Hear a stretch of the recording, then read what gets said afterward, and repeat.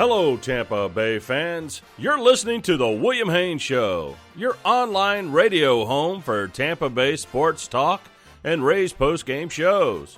Stay tuned throughout baseball season for live coverage after most Rays games with comprehensive coverage of all 162 games from April through October. Got something to say? We'd love to hear it. Give us a call, internationally toll-free. 877-566-1020 or send us a tweet at WHBC Official. Don't go anywhere. Tonight's program will be starting in just a couple of minutes.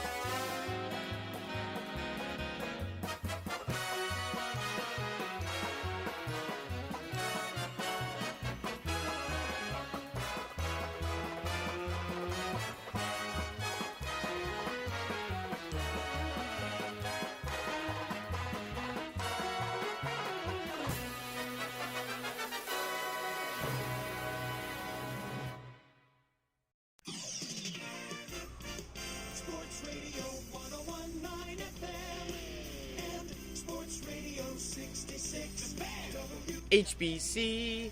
The streak is over. It is a good evening to you and how you be. William Haynes here, you there, at 11:08 on this Wednesday night. This Rays postgame edition of the William Haynes Show is live from the WHBC studio in Clearwater, Florida. Yes, the Tampa Bay Rays get back in the win column with an 8-2 victory over the Boston Red Sox to split this three-game series at one win apiece. There will be a rubber match tomorrow, but of course, the 7-game losing streak does come to an end. You know, the 4 walk-offs in those 7. It was a very difficult, concerning time for the team, but it seemed like as close as things got to maybe where you would want to hit the panic button, it seemed like they were somewhat in control the whole time, and the team had always talked about how they weren't really playing like they had a losing streak and that they were, comfortable with where they were at.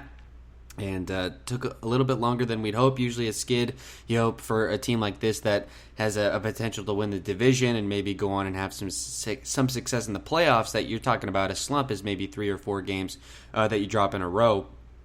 You compare them with their American League East counterpart, Boston Red Sox, who have not had a losing streak of more than 3 games this season. So the week worth of losses that the Rays put in a row, a bit concerning, but as they come out on the other side and obviously an impressive 8-2 win tonight, it was bound to happen at some point, and thankfully everything came in order the way it needed to. Rich Hill with a decent start, obviously not so great of a finish, but he was still able to get the victory and only allowed 1 run over 5 innings. And if you recall our discussions last night, we talked a little bit about that, tampering our expectations and managing them for the starting rotation with Glasnow going down. And really this is what we're going to be getting is a 5-inning start of 1 run, and you're going to be happy with it, and you hand the game off to a bullpen that should be able to put up zeros like they really have been, even throughout the losing streak. The bullpen was mostly terrific, and a lot of the walk-offs, of course, happen in extra innings and not really on the relievers, as frustrating as those games were to watch. But so Rich Hill gives you a decent start, and he walks 5 batters. So if he can clean that up, he was headed for, I think, maybe 6 or potentially even a 7th, but I think they would have limited his performance to 6 innings. So left maybe a little bit of baseball out there on the field tonight, but still getting 5 innings is good. And of course, the long balls were in full effect. 3 home runs for 3 guys that probably needed it: Meadows, Zunino, and Lau. And they were all multi-home runs, so that's good. The solo home runs are great to see, and good to see guys hitting them, but it doesn't do you a whole lot of good in the grand scheme of things, especially if you're trying to come back. That wasn't necessarily the case today, but if you'll recall, in that weekend series against Seattle, I think they were down 5-2, and they had to hit 3 solo home runs to tie the game, and where they ultimately went on to lose an extra. So if you can get some men on base before the home run, and it seems like most of the time Tampa Bay is terrific with getting men on base in almost every inning, and that really was the case tonight.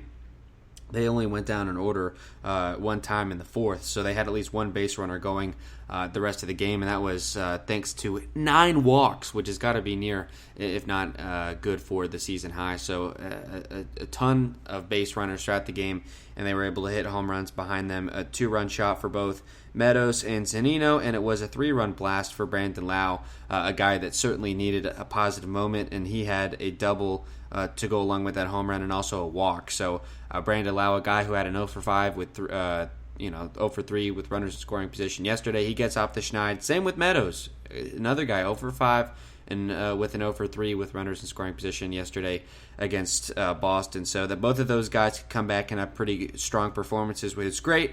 And of course, not a bad encore for Wander Franco either. He does put up a 0 in the hit column. He goes 0 for 3, but does work a couple of walks and continues to showcase a terrific batting eye that people have been talking about for years, and it seems like that's going to translate to the big leagues.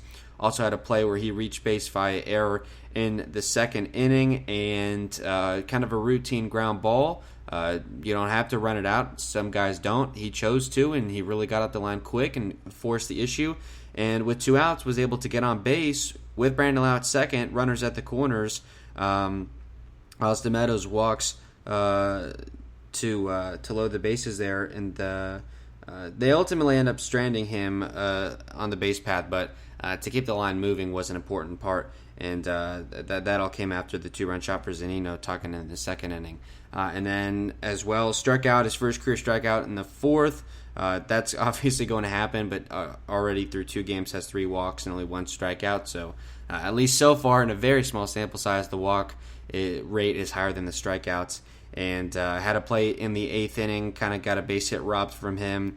The same guy was Kike Hernandez that allowed him to reach base unearned in the second, but it was taken away, a base hit from him in the 8th. It was a nice, kind of line drive going into right field, shallow, but Hernandez, who was playing in the shift, was able to make a leaping grab and take that hit away from Franco for his first hitless night as a big leaguer, but I think it's still very good. He ended up playing shortstop tonight thanks to a late inning lineup change. Taylor Walsh, who was initially in the lineup and playing shortstop, which had Franco at third, he was a late scratch for a sore wrist. It doesn't look like he's going to be headed to the IL, more of a day-to-day thing. So Franco moves to the hot corner where he played yesterday over to shortstop, which is what we at least right now believe to be kind of his prime position, third base being more of a secondary position for him. So we got a full look of him at shortstop, and looked pretty good over there. There was a play where it was kind of a 2-hopper and just took a weird hop on him, and he kind of let the ball get to him rather than kind of attacking it like we've seen guys like Adames and Walls do. And like Dave Wills was saying on the broadcast, that's probably the last time you're going to see him do that.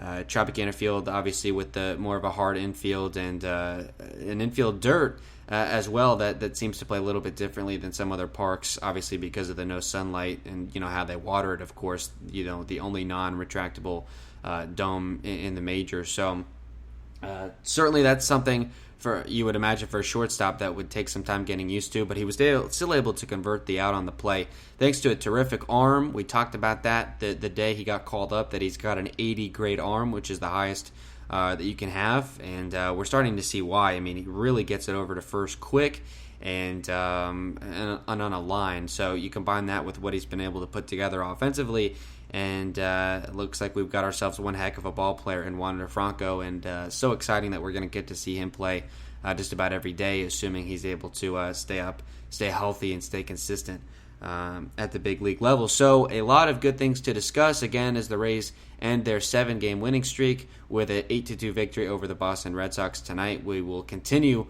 over the course of the show to talk about tonight's win. Also still to come, our preview of tomorrow's contest. It'll be a rubber match between these two teams, and it will be for, at least right now in late June, rights for first place in the AL East. Whoever wins will hold that title. It will be the righty Nick Pivetta and the righty Michael Wacha going in some capacity for the race. So we'll talk about that at the end of the program. Want to let you know, and I know we were having some issues with this yesterday, but we have it all straightened out. The phone line, it is ready. It is open to take some calls from some of you, the listeners. If you'd like to make us a call tonight, you want to talk Rays, 877-566-1020 is the line that you can do so, and give us a call during the break.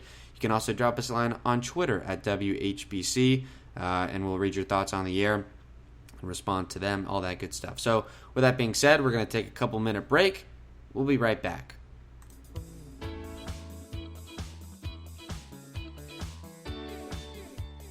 You're listening to the Rays postgame on the William Haynes Show.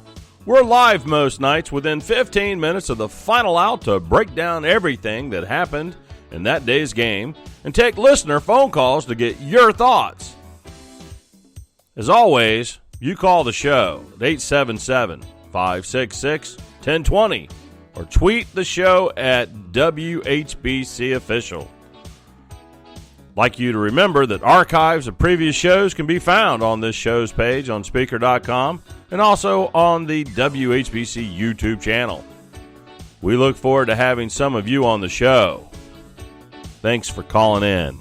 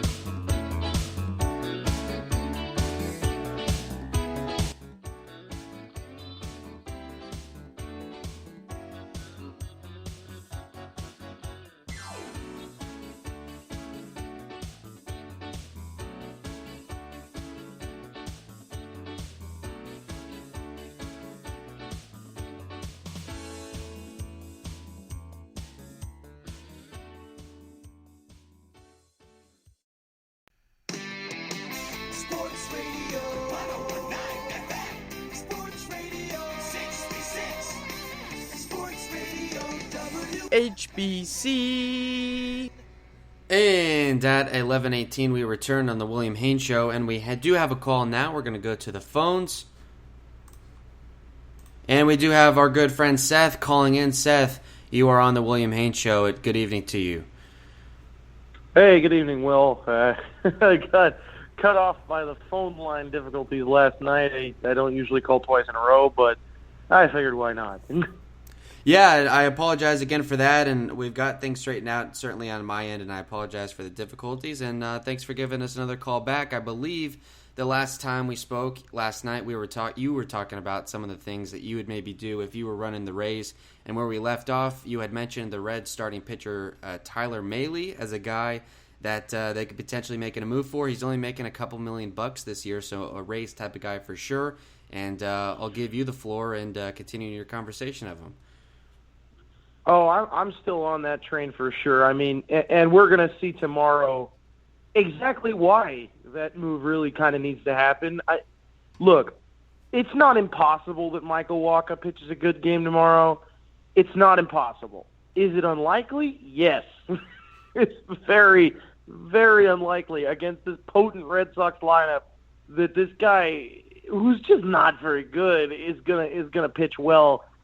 Ultimately, the Rays have a right-handed pitcher problem. It's really just the truth of the matter. If you look at our biggest competition in this division and in the league as a whole, we're looking at the White Sox, who absolutely crush lefties, like destroy lefties. You saw what they did to Ryan Yarbrough. We all saw that. We saw what they did to McClanahan even. He was pitching pretty well, but a couple of very untimely errors and, I think Jose Abreu hit a home run. Just generally, they are very, very good against lefties. It's going to be really hard to compete against them without right-handed pitching. the same thing goes for the Red Sox. The Red Sox are pretty darn good against lefties. They don't crush them as hard as the White Sox do, but they're definitely up there. They have a more balanced approach. Like the White Sox, it seems like have a lot of righty batters, whereas the Red Sox seem to have a bit more balanced approach. Like Verdugo is a lefty, and Devers is a lefty as well, and those are two of their best hitters. But yeah, they're pretty good against lefties as well. So we're really looking at. I mean, we're so lefty heavy right now. We are in a position where we have currently in the rotation right now 4 lefty starters. It's just not sustainable. Like in the current situation that we're in, it is not sustainable. We need to get at least another righty. I would hope 2 more. I mean, because I really think we need to just get rid of Waka. So that's kind of where I'm at this point. So yeah, Maile, in my opinion, if you have to give, I mean, if we just want to give me like my quick rundown of this guy, as I was trying to say yesterday, his Savant page. If you go on Baseball Savant, which is a site that many, analytics nerds like myself look up very often, you can see that this guy is really, really good. He's got a little bit of an inflated ERA. I think he had a rough outing, I want to say it was a couple days ago against the Padres that kind of inflated his ERA a bit. But his Savant page, for those who don't know, obviously Baseball Savant is the analytics page run by StatCast. And they have a little thing. It's like little sliders, and it shows the percentiles for what hitters and pitchers do well. Blue is bad. White or like translucent kind of is in the middle. Red is good. Maile's page is literally a sea of red. I mean, he has one thing that he's very bad about, which is giving up a lot of hard hit balls. The Rays are pretty decent at reducing that. We've seen that in the past. They've been able to kind of fix that issue, although lately they've been having some weird stuff going on with Fleming and Yarbrough both giving up more homers, which is a little strange, but that needs to be worked out. But they are capable of fixing that. Really, the thing that the Rays are really great at fixing is walk rate. Maile's walk rate is pretty middling. He's got a 54th percentile walk rate, but the Rays are excellent at fixing that. So, I mean, you could see that skyrocket in terms of percentile once he ends up on this team, if and when he does. He is a high spin guy. His fastball spin is 81st percentile in the league. Whether that's due to using sticky stuff or not, I couldn't really say. I mean, if we look at his last few games, we can probably do that on Savant here. Let me see if I can find it. Yeah, his last game against the it was against the Twins? Against the Twins. Oh, it was against the Twins that he got roughed up. Okay, not the Padres. I'm surprised. I thought it was the Padres. But yeah, against them he gave up his last start 3 earned runs, went 4 innings. So he didn't have a great start. His ERA got a little bit inflated by that. I'm trying to see if I can get a game log for this where I can look at his spin rates and see if we've got anything there. But suffice it to say, I'll let you know if I find anything. But suffice to say, I think he's really good, and I think that he would be a really good target.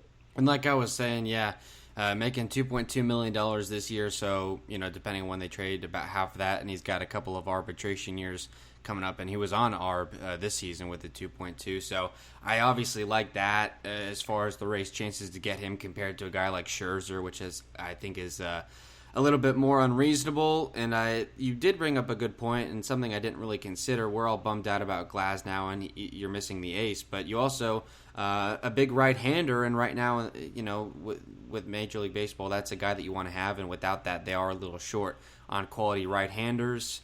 Michael Wacha is obviously going to get several more chances, and they still feel confident in him, and tomorrow will be a big chance to see which direction he's going to go into. So Tyler Maile, yeah, good guy to watch out for, and thanks for putting him on our radar. And Seth, as always, thank you so much for the call tonight. 100%, yeah. I'm very happy to do that. I am, just before I sign, I'm going to see if I can find Maile's spin rates to see if I'm going to eat crow. I don't think... I'm having trouble finding them for the game. So I don't know. I'll let you know the next time if I call in again. I'll let you know, especially because he'll probably have started again by the next time I call in. I'll let you know if he gets checked for any sticky substances and if his spin rate went way down. I will let you know about that if I ever find that out. All right, buddy. Sounds good. Thanks again. Yeah, have a good one. And there he goes. That was Seth calling in from, usually he's calling from LA, but I believe he's somewhere on the East Coast on vacation right now. So Seth, again, thanks for the time. And Tyler Mahle, a guy to watch out for. Funny, the Reds were a potential maybe trade partner for Willy Adames going back into the offseason, and it was what potential maybe starting pitcher would we be able to pry away from them. Instead, we hold on to Willie and we trade him to Milwaukee instead. So maybe conversations that have gone dormant potentially could be picked back up between those two teams. Eric Neander calling the GM over there in Cincinnati. And I would say, I think we got a call maybe a few days before the Glasnow injury, and he was asking me anyone that the Rays should be targeting at the deadline. And at the time, and they were, of course, were on that incredible stretch where they're winning a bunch of games seemingly every day. And I had said, really, I can't think of anyone really that the Rays should try and pick up. But with the Glasnow injury and watching the guys, the rest of the rotation, how they've responded, Shane McClanahan, it looks like, has picked up a little bit. But Yarbrough has certainly not pitched well since then. Waka, obviously not. And Rich Hill, a bit of a mixed bag. I think you're going to need more than that going down the home stretch, and a lot of games against Boston coming up the rest of the way, and against New York and the rest of the teams, even just trying to pile up wins. And if you want to be a series contender going into the postseason, you're going to need more than Rich Hill or Ryan Yarbrough as your ace, because right now we still have no guarantee that Glasnow is going to be healthy by season's end. That turns out to, depending on how that ends up shaking out. So right now I would side on the Rays fans that are saying that they should look to target a starting pitcher, and Tyler Mahle right now would probably be at the top of my list, because, again, maybe Jose Barrios and Max Scherzer are a bit out of Tampa Bay's price range. But moving on now, and again, the phone line will stay open, 877-566-1020. Anyone else listening, you'd like to give us a call, certainly we would welcome that. But without further ado, tonight's 8-2 win for the Tampa Bay Rays, it improves them to 44-31 on the season, so they are now 13 games above 500. They are now 20-15 inside the friendly confines of Tropicana Field, and they drop the Boston Red Sox to 44-30. So they're still a half game up on Tampa Bay for the first place in the division. And of course, with a meeting tomorrow, that could obviously change hands. The game in 3 hours and 31 minutes in front of a paid attendance of 9,088 fans, so about 3,000 down from last night's performance, which makes sense. All the people flocking to the Trop for Wander's debut, but still during the week, definitely the highest during the week that the Rays have had this season. So as the Trop will go full capacity, not this homestand, but next. Hopefully some pretty packed houses, and I can attest the game yesterday was the craziest non-playoff game at the Trop I've been to.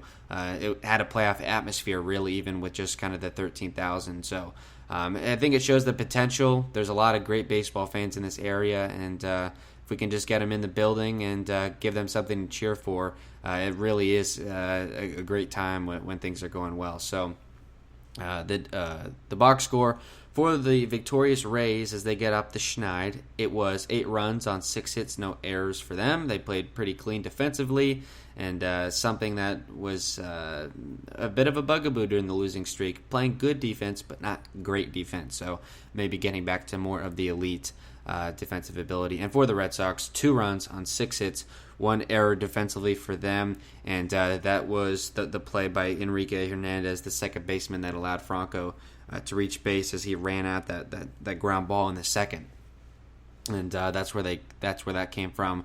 And just in Game 1 of the series, 2 errors on Boston and none on Tampa Bay, so 3-0 in the error column for Boston. So the Rays capitalizing not on the mistakes quite this series, but the base runners have been in full force, a ton of them in this series.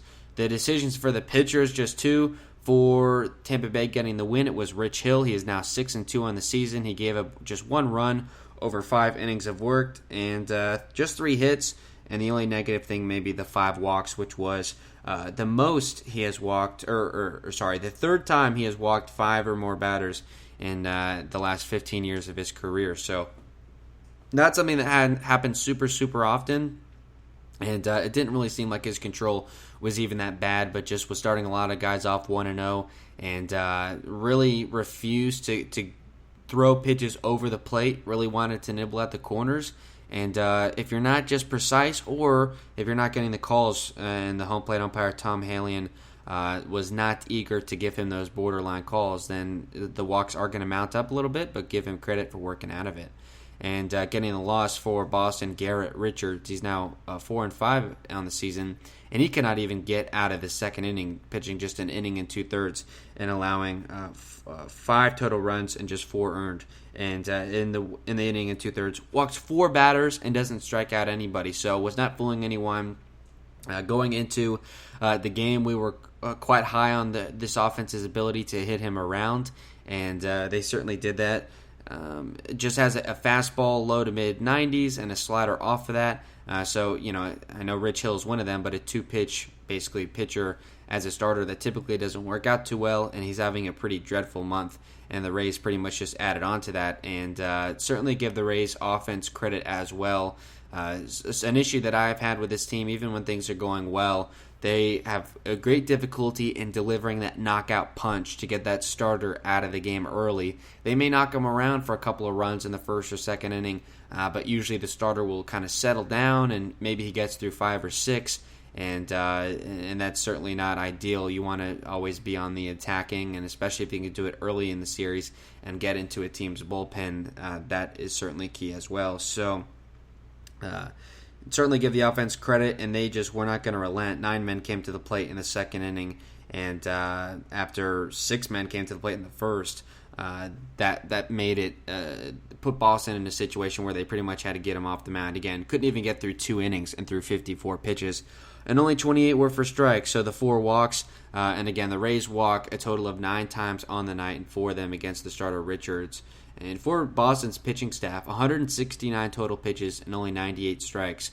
So the Rays were getting a pretty large amount of pitches outside the zone, and they worked fairly disciplined at bats, although they do strike out 9 times as well. So, but the way things are going these days, count your blessings. The Rays don't strike out 10 times in a game. I know it just won under that mark, but you got to take them where you see them, because these days they do not come very often. The starting lineup tonight for the Rays, and again, as I mentioned, a quick lineup scratch. Brandon Lau initially was starting in right field, where he played a little bit last night, and Taylor Walsh was in at shortstop, Franco at third. Instead, Taylor Walsh was a late scratch with the sore wrist. Doesn't look like an IL stent. Looks like it's just going to be day-to-day. But that moves Franco over to shortstop, and Wendell from second base over to third, and that allows Lau to come in to the infield to play second, and allowed also Phillips to come into the game and play in the outfield as well. So basically, Taylor Walsh out, Phillips in, and the rest of the guys that weren't kind of shifted around. So the defensive alignment in the outfield from left to right, Arozarena, Phillips, and Margot. And then in the infield from third to first, it was Wendell at the hot corner, Franco at shortstop, Lau at second, Choi at first. Mike Zunino did the catching, and the DH was Austin Meadows. And then the batting order was Lau, Choi, Franco, Meadows, Arozarena, Wendell, and Margot, Phillips, Zunino. So even with the late scratch of Walsh, a pretty traditional lineup against a righty. Stacked the lefties. Yandy out of the lineup. Kiermaier was out of the lineup today, but I think he just kind of needed an off day. Typically against righties, that's his day, but Phillips was able to insert in center field, and then of course going Randy and Margot, the 2 righties in the corners. So that would be maybe the only thing out of the blue, but Choi is going to start probably 9 times out of 10 against righties, and that's the right move. And Zunino, righty on righty as well, and that probably would explain why he bats 9th. You look at the box score and how guys did, pretty much the opposite of what you would expect going in. The guys that you don't expect to have good nights, had good nights. Talking about Lau, Meadows these days, even Zunino these days. And then the guys that are doing well had not so good nights. So Choi with an 0 for 5, Randy with an 0 for 3, Wendell with an 0 for 4. So pretty surprising in that regard. And I don't know if that's going to be a trend. To me right now, that's just kind of a one-game thing. But some guys cool off. You're going to need other people to take their place, and that would be, trust me, that's the way things were supposed to be. Lau, Meadows, guys like that. Those were the guys that were supposed to be pulling the weight at the top of the order to begin with.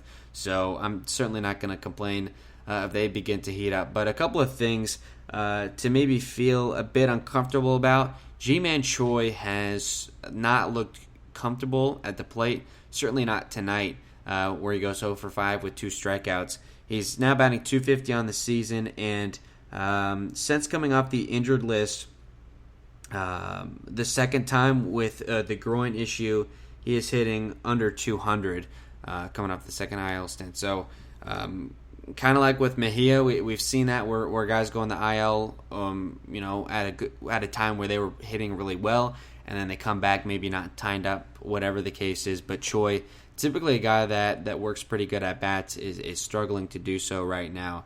And Randy Arozarena has kind of been coming in and out. He did work a walk in the first and was hit by a pitch, so that's kind of a wash. I think he had 2 strikes in the at-bat, but was able to stick the elbow out and get the base.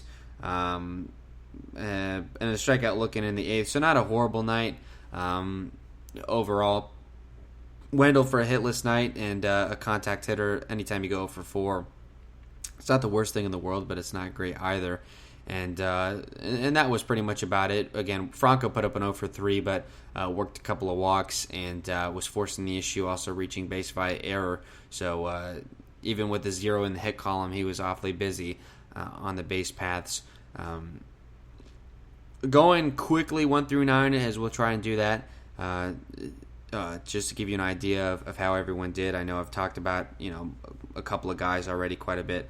Brandon Lau with a 2 for 4, a couple of runs scored, 3 knocked in, a walk, a strikeout, back over the Mendoza line at 202, and on base right now of 303.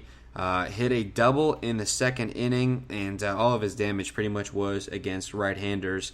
The only time he faced a lefty, Josh Taylor, in the 6th, he struck out swinging against him for one of his only 2 made outs of the game. So those struggles are still going to continue. They're not going to go away. I don't know if he's just going to become a straight platoon guy. It doesn't look like the Rays want to do that, but they have the versatility in the infield that they could make that work. Brasso, obviously, if he gets called back, he would be a guy that could play second base against lefties, but however they want to do it. I would say even at this point, you could have Wendell play at second base. I know he's not as good against lefties, but it gives you a much better chance than Brandon Lau at that point. You can still make the rest work. Lau this season, after that strikeout against Josh Taylor in the 6th, is now 7 for 83 this season against lefties, and I believe still an OPS like at about 060. So a dreadful year this season against left-handed pitching, and surprised that it's lasted this far. That's good for an 084 average, so the OPS probably maybe about 100 or so, but that's still absolutely dreadful and has not been able to do much at all, especially lately. So, but did crush right-handed pitching and did work a walk as well. So the double in the 2nd was good for his 10th of the year, and then also hit his 14th homer of the season in the 7th inning, and that's hard to believe that he's got 14 home runs. I mean, Zunino's got 15, Meadows has 16, so that Lau is right there with them, just with the 202 average. Lau and Meadows are 2 guys that you don't necessarily want with runners in scoring position because they're the high strikeouts. They're not great average hitters, but it looks like they're going to be some sluggers, guys that could maybe contend for 30, 35 home runs in a season. And at the end of the day, they're still driving in a ton of runs and still contributing to the offense, but just maybe not coming through as much as you like with just the base hit. But I think to some extent, that is just a byproduct of today's game and the home run happy. I mean, Austin Meadows, it seems like since 2019, his swing plane just seems so much different. In 2019, he hit over 290 with slapping base hits all over the place. Again, almost a 300 average over the course of a season for what was, I think, his rookie year. Was absolutely fantastic, but instead now has gone more for the launch angle and trying to get the ball in the air. And while it has led to more home runs, he's flying out a ton and popping up.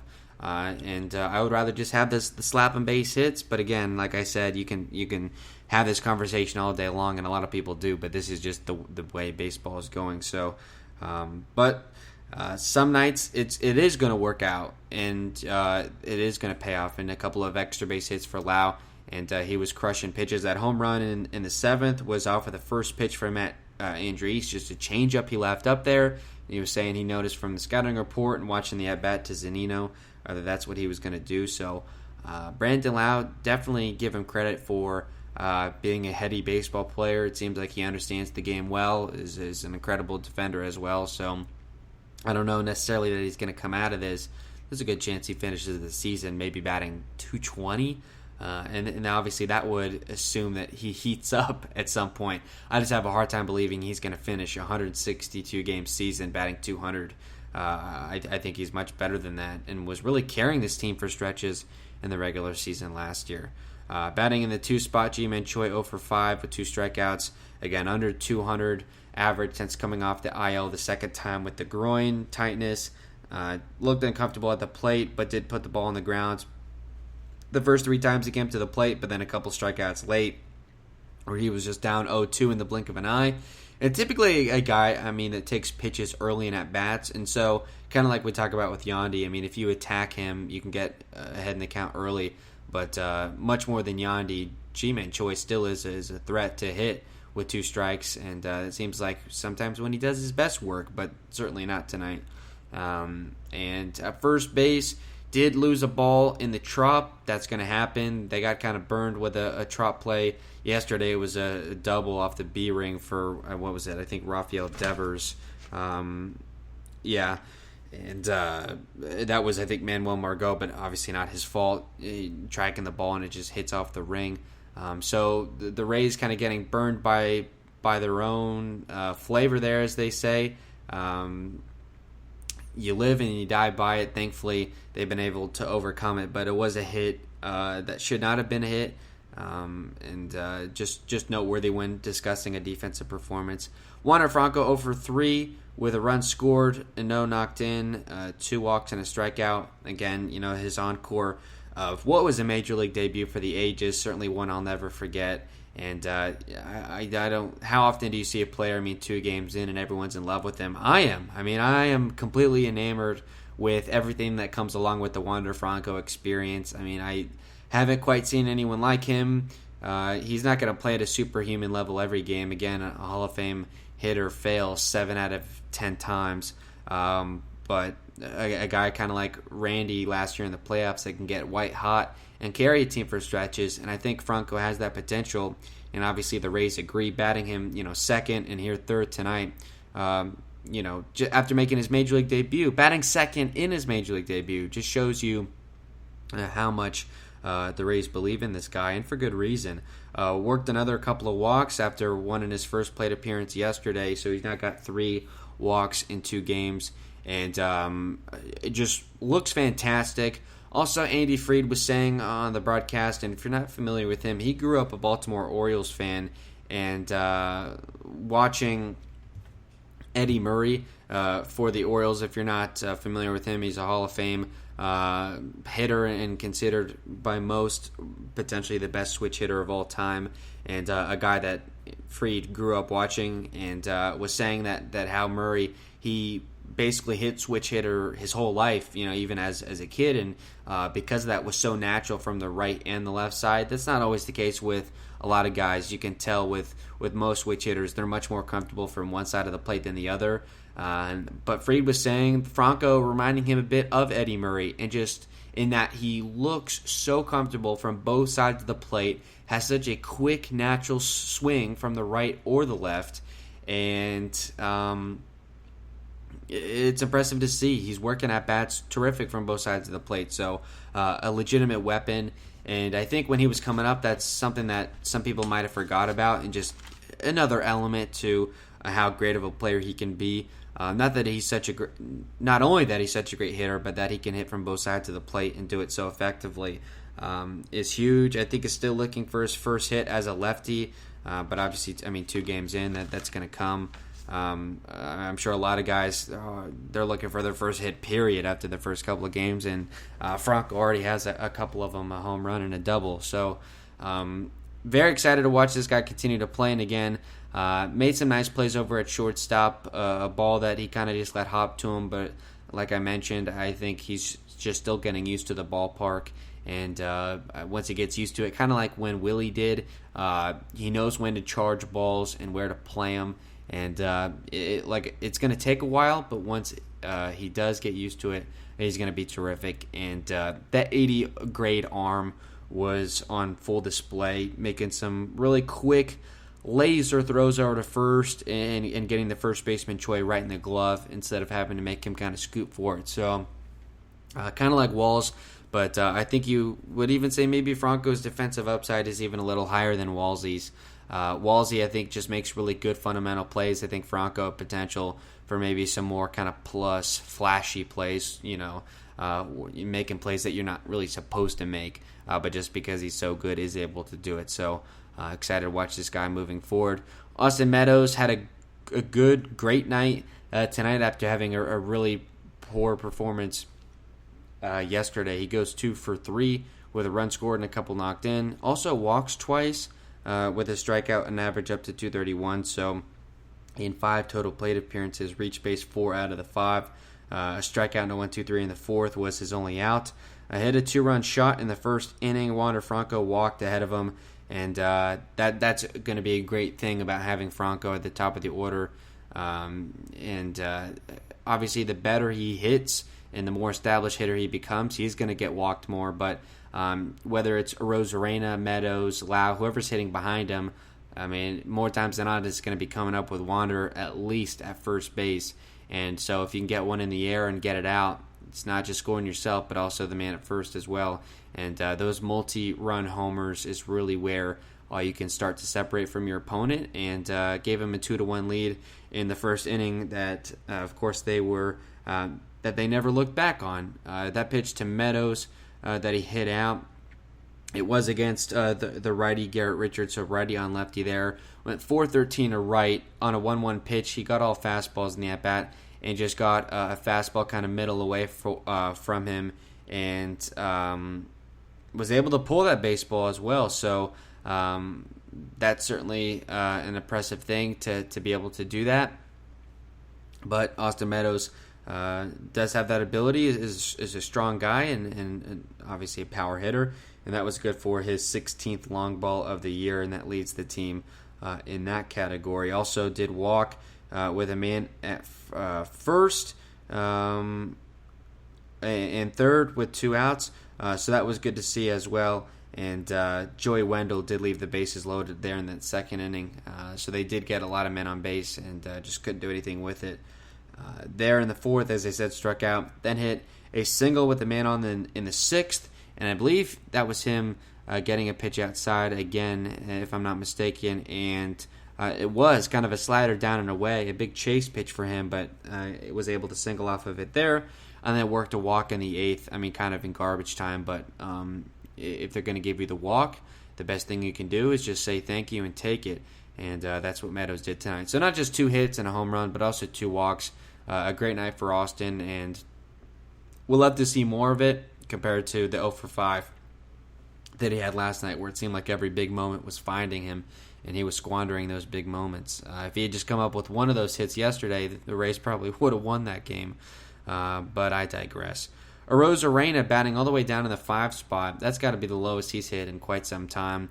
I'd imagine is probably having some righty-on-righty struggles, and a guy that can hit leadoff probably against lefties, but against righties right now, you put him in the lineup a little lower. But this year has kind of hit fourth and fifth. I'm now remembering for stretches when things aren't going so well. He had a trio of infield singles yesterday, and tonight just an 0 for 3 with a walk and a strikeout. Walked after the Meadows homer in the first, but against a pitcher in Richards that was kind of reeling there. But still give him credit, and it looked like he was comfortable in that at-bat. Was hit by a pitch in the second, so again, like I said, that's kind of a wash. Grounded out in the fourth, flew out to left with a couple of men on in the sixth, but did put a decent hit on it. So it's not just kind of a routine flyout. I mean, it was hit with some authority, and we've seen those 3-run homers, shots from Randy before. So I suppose good on him for getting it in the air. And then struck out looking in the eighth in kind of garbage time, but kind of took a fastball down the middle, which is not really his thing that he does. So a sign maybe that he's not feeling his best at the plate right now, and those are going to come and go over the course of a full season like this. Joey Wendell, and by the way, with the Rosarena, there was a bit of a weird play in the sixth, the double for Enrique Hernandez, where he did jump up with his back kind of turned to the ball as he was trying to run out towards the wall to make a catch.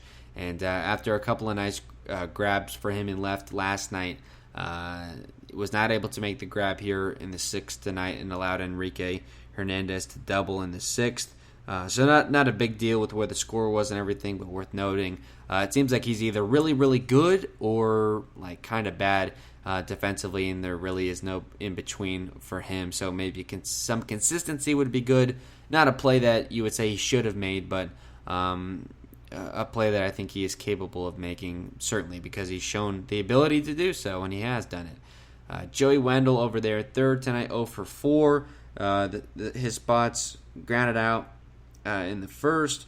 He did ground out as well with the bases loaded in the second, so left a couple situations there. Grounded out to start the fifth. Got hit by a pitch in the seventh, and then struck out in the eighth. So was putting the ball on the ground an awful lot. And the only time you reach bases on a hit by pitch, that's not great. But ask Kevin Kiermaier about that. Making sure it was Kiermaier actually did walk last night in the ninth, but I'll always just remember sitting in the stands at the Trop, and the Rays were down 5-2, and Franco was the third man to come to the plate. And of course, he did hit the game-tying homer, but going into that, I was like, well, maybe that would be cool to bring Franco to the plate as the tying run. And after Kiermaier got hit by the pitch, I just kind of said to myself, that's the only way he was going to reach base. And with the way things are going for KK right now, I think I was probably right. But either way, about Wendell, at least putting the ball in play is good, but was not putting it on the ground with a ton of authority. And anytime you leave the bases loaded and you're the best average hitter on your team, just kind of an unfortunate circumstance, I would say. Margot batting towards the bottom, which may be more of a norm for him against righties, goes 1 for 4, no walks, no strikeouts. Popped it up in the second with some men on in that second inning. Flew out to start the third, grounded out in the fifth, and then hit a single with Wendell at first base in the seventh. So it was just kind of a bloop hit, but those are typically what he does, and it's just kind of hacking and slashing. So does get on the board with a hit tonight, and I think looked fine over there in right, if I remember correctly. Brett Phillips over there in center, and not a whole lot of action to him defensively. He's walked a lot the last maybe week and a half, and not a ton the last couple of days, but maybe getting back in that column with an 0 for 2 with 2 walks. Walked in the second and in the fifth. He walked in front of the Zunino home run in the second. So that was good, and part of a 3-run inning for Tampa Bay there. And walking twice in the game, looking maybe more comfortable at the plate. Certainly not as good pitching for Boston tonight as there was last night, so that's why they were able to work 9 walks and get 6 hits. So, but you gotta take advantage of bad pitching when you face them, because obviously it's not going to be every night that you do get that chance. Zunino at the catcher position, a bit surprised that he played tonight, but with Frankie Mejia getting the start yesterday, I can't tell you the last time they had Mejia go back-to-back. And I think for Rich Hill, he pitches a little bit better than Zunino. Maybe not as an extreme split as maybe for McClanahan. And I would be pretty upset if McClanahan doesn't get Zunino when he pitches against Anaheim this weekend. But either way, Zunino in his first at-bat, a 2-run shot in the second, good for his 15th of the year. Looking at that play just to see where it was, and it went 374 to left. He took a couple fastballs early, went down 0-2, and then on 2-2 got a slider that was just left up and away. And that's typically, up and into him. And up and away is typically what he strikes out on, so up and in was able to do some damage to it. And that's certainly, to a guy like that, that's not where you want to leave that pitch. And was able to get it out of the ballpark and pulled it there to left. 374 feet again was the distance.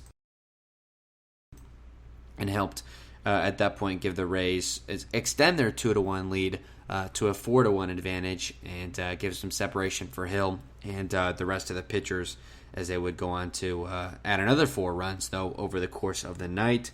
Walked as well with 2 outs in the third, and not a guy that walks a ton, so good to see when he does it. I mean, would love to see more walks and singles for Z instead of just kind of the extremes with the strikeouts and the home runs, but anytime you get a home run, that's certainly good too. Popped out in the 5th and then struck out with a couple of men on in the 7th, so good to start the game, not so good in the end, but more than you can ask for was Zunino, who's already hit his 15th home run of the season. His career high was when he hit 25 home runs over the 2017 season, and we are not even halfway through the season yet. I mean, we're close to game 81, which is, exactly halfway through, but still a ways to go from the All-Star break. There's a pretty good chance that Mike Zunino makes the All-Star game as a catcher, which is, if I told you that when things were at his worst, maybe in 2019, when he was looking really bad, and they end up going to Travis d'Arnaud there to pick things up at that position, I don't think you would believe me. But here we are, and the Rays patient with Z, and I think they've got a club option for him next year. And with Mejia being up and down, I mean, Zunino's a lock probably to get picked up for next year, I would imagine, and has been terrific behind the plate his whole tenure as a Tampa Bay Ray. Talking about the pitching staff, Rich Hill goes 5 innings, allows a run on 3 hits, 5 walks, 5 strikeouts, and a wild pitch. Kind of a mixed bag for him, but again, 5 innings of a run, that's really all we should be asking for Hill. Did have to throw 97 pitches, only 58 for strikes. Part of that was his last inning in the 5th. He got the first 2 outs quickly, and facing the third man in the 5th, he had only thrown 80 pitches. So I was thinking, all right, maybe he gets through 6, and maybe if Cash is really trying to push the issue, he gets through 7. Instead, he walks 2 straight batters, and then kind of a long at-bat to Devers where he flies out, and then he's out 97 pitches. So through 17 pitches to those 3 batters. So, and that effectively ended his night. And the 5 walks was a bit of an issue. Again, 12 for 23 in establishing the first pitch strike, so just over 50%. And especially for a guy like him, that's not going to be good enough to get the job done, at least consistently. And kind of like his last start, the curveball kind of came and went. It was getting it hit hard to start the game, but mostly just kind of flyouts and foul balls. But if you recall, Margot making some running catches over there and right, especially at the beginning, on some balls hit with some decent authority off of that curveball. But like we talk about all the time, a really difficult pitch to square up. And later in the game, got it called for strikes a little bit, and took a little bit of velo off of it. It's usually at 71, 72. Tonight it was at about 66, 67, depending on when he really wanted to kind of slow it up, or dial it up, I guess, in reverse, dial it down, I guess you would say.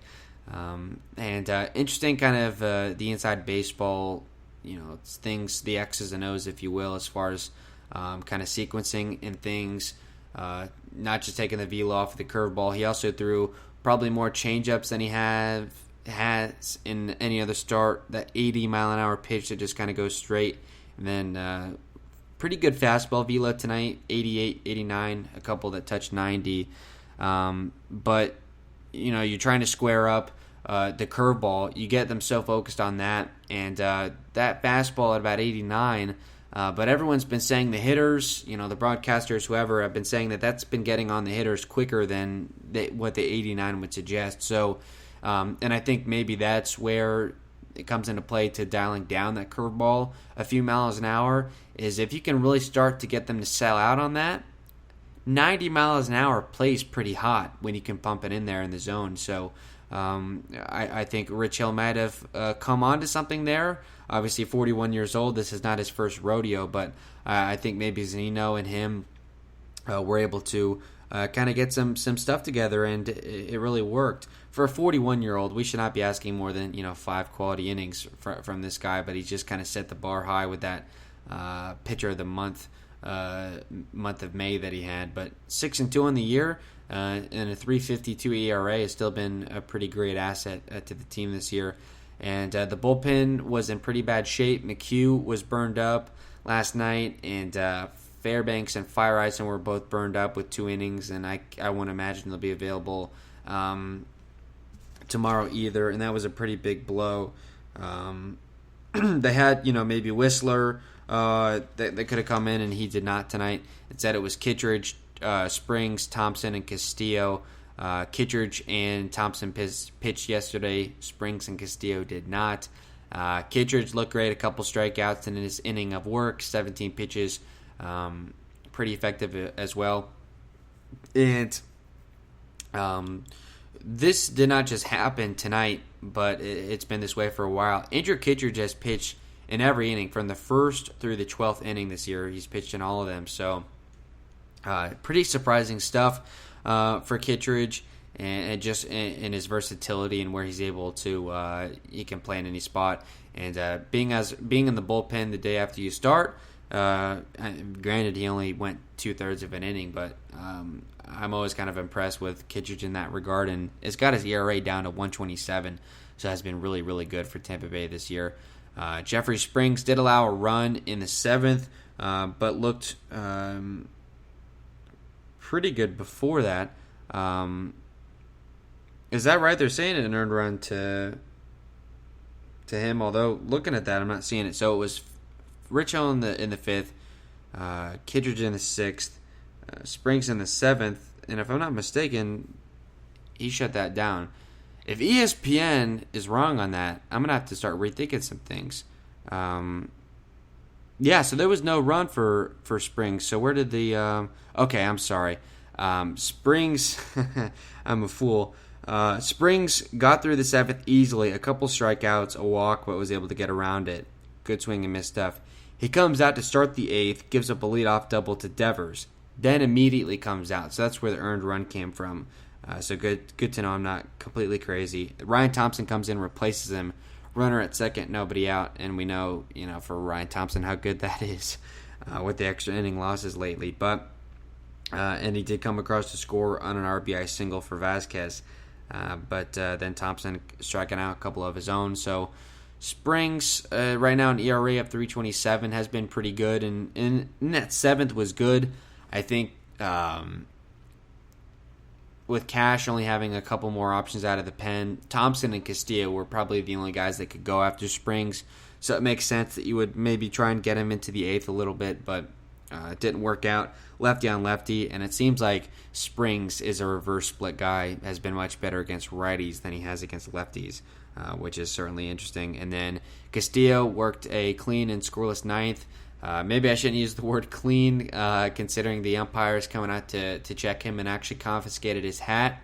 I don't believe this for a second, but Kevin Cash saying, or not Kevin Cash actually, but the umpire crew chief, Tom Hallion, who was behind home plate tonight, said in statement to media that he, quote, noticed a discoloration on the brim of Castillo's hat, but upon inspection did not find any sticky substance. Hat was not confiscated. So that just came out in 30 minutes ago from Tompkin. What we had before was Kevin Cash saying the umps noticed, quote, wear and tear on Castillo's hat, that it was not a substance issue, but wanted it replaced. So apparently they did want to replace it, and they were not able to, because Tompkin is saying the hat was not confiscated. So just all that crap, I mean, I don't know. Really, they didn't find anything, then there probably was not anything, because obviously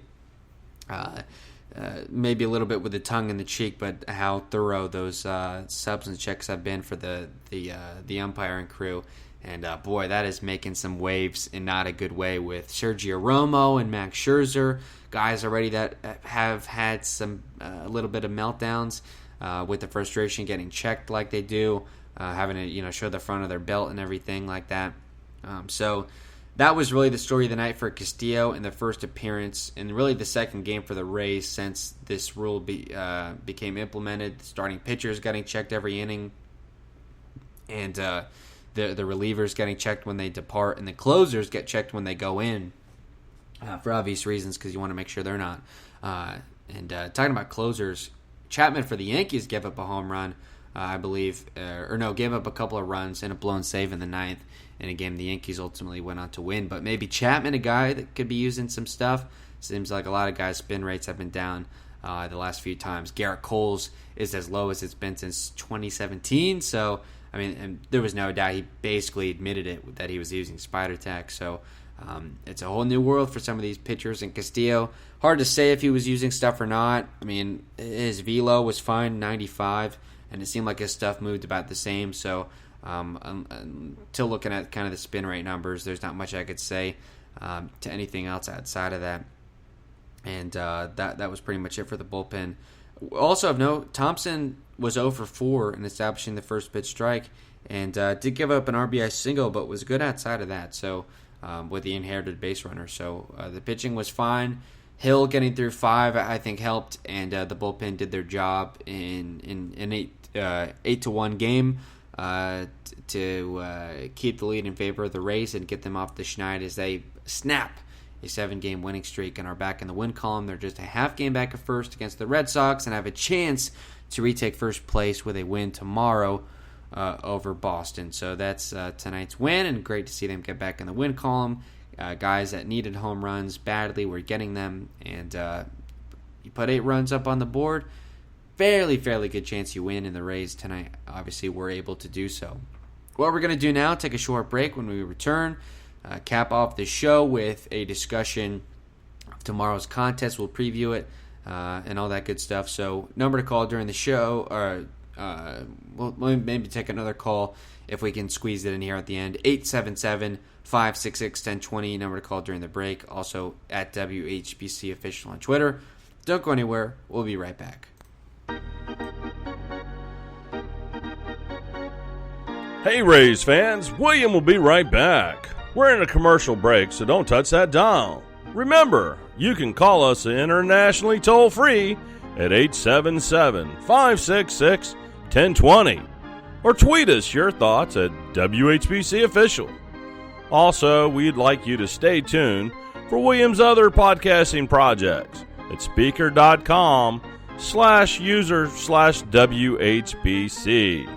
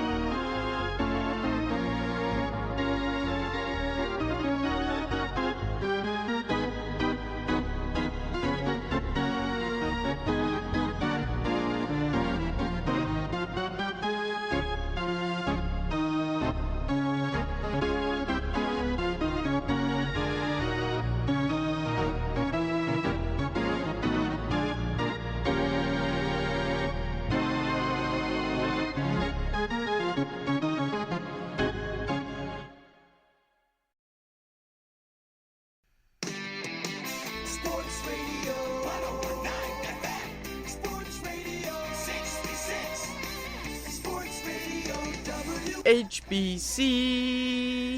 And at 12:10 on this Thursday morning, we return in the William Haynes Show. We capped off our discussion on the 8-2 win, and now we will preview tomorrow's contest. It will be a rubber match as the Rays hope to retake the division lead. If they win, they'll have a half-game lead in the AL East. If they lose, they'll be a game and a half back of Boston, and Boston, who's been terrific against the Rays and the Yankees this year. They are now 7-1 against Tampa Bay and New York combined. By the way, Tampa Bay 13-3 in their last 16 AL East games, and they are 19-11 total on the season. Boston is 18-8 on the season in American League East games. And then also of note, I tried to work this in, but I was not able to. Boston, they have committed 54 errors this season already, which is good for most in Major League Baseball. The Tampa Bay Rays have committed the least amount of errors at 29. So, about twice amount of difference between them. Just kind of shows you the two spectrums. And Boston already with 3 errors in 2 games so far this series. And hopefully the Rays may have another 1 or 2 coming their way that they'll be able to try and capitalize off of. And as they hope to take the division lead. And I think that is a big deal, even if they're not able to hold it, to go a game and a half back of Boston. And it doesn't look like they're going away anytime soon. The pitching is not fantastic, but obviously with the 44-30, they have done a pretty good job of continuing to find ways to win. So tomorrow night at 7:10, I will be there in attendance at the Trop. I'll be sitting up at the party deck up at the left field.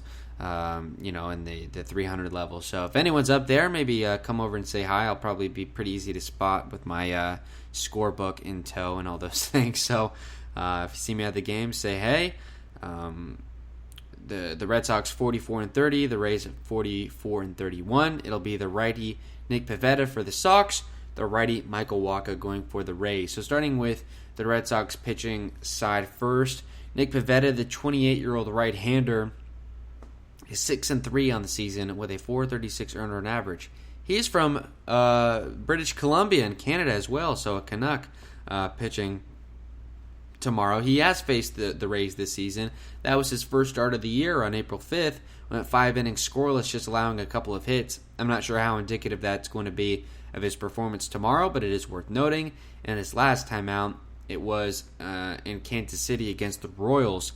Took the loss in that one. Gave up 3 runs over 5 innings on 6 hits, walked 3 batters, and struck out 6. The walks have certainly been an issue for him really all season. He's walked about 3 or 4 batters almost every game. So the Rays, who walked 9 times tonight, they will have a good chance to get close to that number, I would imagine, tomorrow, depending on how the Red Sox bullpen does as well. And like with most of the Red Sox pitchers, they're having their worst month of the year, and Pivetta has gotten progressively worse this season. 2.81 ERA in April, 4.82 in May, and so far in June, a 5.66 earned run average, which is over a run higher than his season total, which is 4.36. So 5.66 in the month of June, so they are catching him most certainly at the right time. Looking at the scouting report, his last time out against the Royals was throwing a fastball at about 91, 92, has a slider off of that at about 87, and a knuckle curve mid-70s. So a 3-pitch guy, and that knuckle curve I can already tell is going to strike out some guys because it seems like the Rays have not been so good against that pitch. And again, went 5 scoreless way back in April against the Tampa Bay Rays, and with him being a right-hander, Brandon Lau back in the lineup, he'll probably hit leadoff, I would imagine. Just going all the way across the board. Depends if they want to give any guys a day off. I would imagine Kiermaier's back in the lineup, maybe Randy or Margot maybe getting the day off. So let's say maybe they go with Meadows in left, Kiermaier in center, Phillips in right. Then maybe in the infield you go Wendell at third base, Franco at shortstop if they don't give him a day off. Lau at second base, Choi at first, Mejia potentially to catch, and then the DH could either be a Rosarena or Margot, or if they want to have those guys play the field, and then Meadows obviously would be the DH, is how I would expect them to handle things. And then on the pitching side for the Rays, it will be Michael Wacha. The 29-year-old right-hander this season is 1-2 with a .519 earned run average. His last time out against the Seattle Mariners, I know I don't have to remind you, 3 2/3, gave up 5 runs on 11 hits. So he got as many outs as he did hits, basically. 1 walk, 2 strikeouts, 77 pitches. And you compare that to his last time out. 2 innings of 28 pitches. So he threw basically 50 more pitches from one outing to the next, which I think may have something to do with it, although most of those runs, I think 4 of them came in the second inning, and was just giving up a ton of base hits. I mean, his stuff looked fine. Fastball, cutter, changeup kind of guy. Was not getting the swing and miss on the changeup. It was taken a lot, so just forced to throw fastballs and cutters over the plate. And it's kind of like a worse version of Rich Hill in that regard, and was just getting hit around. So I think we'll do a little bit better than that. And he has faced the Boston Red Sox this year in his first start of the season. Took the loss, went 5 innings, allowed 5 total runs, only 4 earned on 8 hits, 2 walks, 6 strikeouts. So the walks was a problem there, and he's typically not walking a ton of guys, and that's when he's at his best, when he's not issuing walks, I would say. There's more strikes than just about any starting pitcher I've seen in a while, but are they quality strikes? That's going to be the key for him. I don't know if that's a control issue or what. I think the changeup, if he can get that for strikes or get them to chase that pitch, that will go a great deal in aiding his performance. So we're just going to have to wait and see really on that, and that will be a big part of tomorrow's show, because obviously there's a lot of fans that are not wanting him to be a part of the rotation anymore. They should DFA him, all that stuff. You're familiar with it. Maybe you even believe it, and I can't argue with it, but a guy that the Rays still feel good about and have made a commitment to. So they're going to try and see this through, and they need a spot in the rotation filled, and so if Walker can do it, then so be it. Another guy that if you get 5 innings of 1 run allowed, you feel pretty good about what you get out of him on that given night. And if he can do that every 5th day, at the back end of the rotation, and we said that going into the year, but especially now, that would be fine. The bullpen's still in a bit of a pinch. Fairbanks and Fireeisen, I would say, are both out. Fairbanks definitely, Fireeisen probably out, as they both went 2 innings yesterday. Kittredge would probably be out. He would pitch on a 3rd straight day. Thompson, maybe they could on a 3rd straight, although not likely.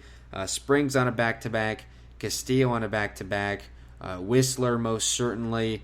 And I think that was it yesterday. So they are in a little bit of a bind. I would imagine that they call somebody up. Drew Rasmussen would be a guy that I think maybe gets called up, whether they want to put Walls on the injured list, maybe even send him down.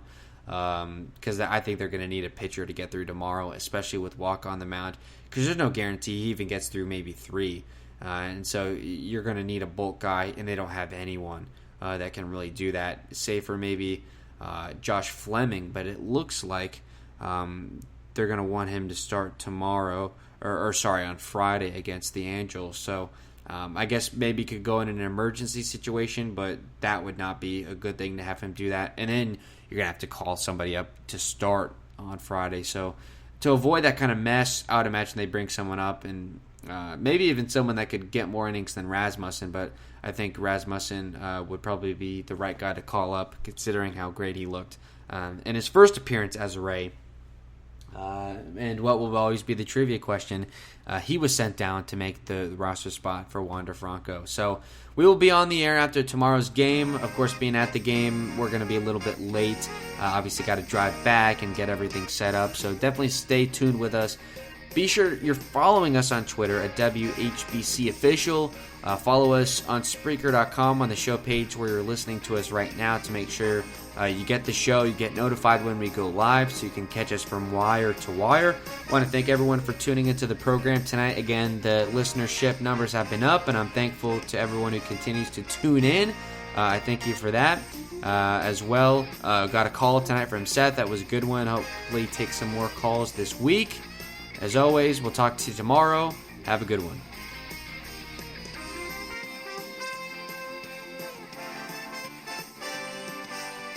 Sports Radio 101.9 FM and Sports Radio 66. The Fan. HBC